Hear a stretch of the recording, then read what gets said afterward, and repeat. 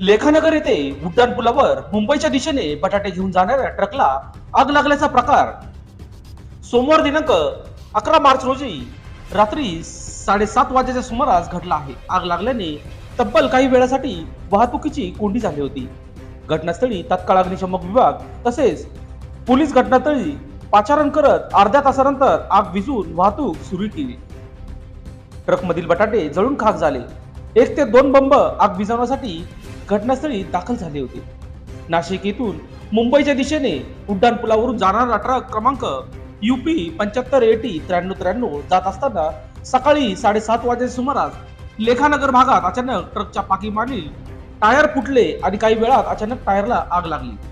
आग लागल्यामुळे उड्डाण पुलावर बराच लांब वाहनांच्या रांगा लागल्या होत्या.